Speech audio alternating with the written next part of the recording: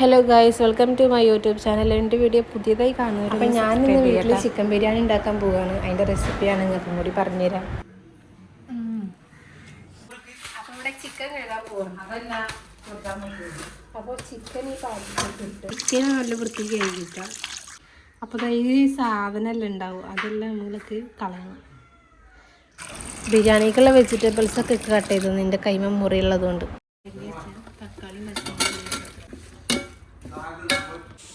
അപ്പോൾ ഇതാ മസാല ഇവിടെ തേച്ച് വെച്ചിട്ടുണ്ട്. ഇതിലെല്ലാം മസാല ഇട്ട് കൊടുത്തിട്ടുണ്ട്. തേച്ച് വെച്ചത് നല്ലോണം ആയിട്ടുണ്ട് കേട്ടോ. ഇതാ അപ്പോൾ ഇവിടെ ചിക്കൻ പൊരിക്കാൻ പോവാണ്.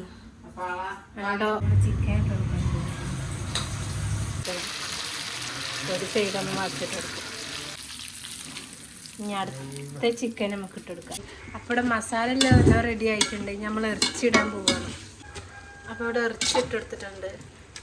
കുറച്ച് ഇറച്ചി അങ്ങ് പൊരിക്കുകയാണ്. കുറച്ച് ഇതിലിട്ട് കൊടുത്ത് ഇത് മുളകും പൊടി മല്ലിപ്പൊടി എല്ലാം കൂട്ടി പൊടിപ്പിച്ചതാണ്.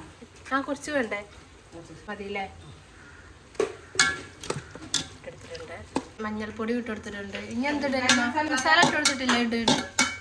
അപ്പോൾ ഇത് ഗരം മസാല ഇട്ടെടുക്കണം.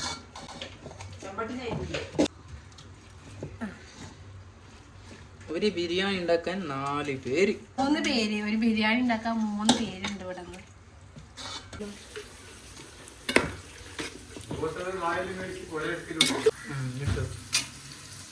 അപ്പൊ കറുകപ്പെട്ട ഏലക്കായിട്ട് കൊടുത്ത് അണ്ടിപ്പരിപ്പ് ഇട്ടില്ല.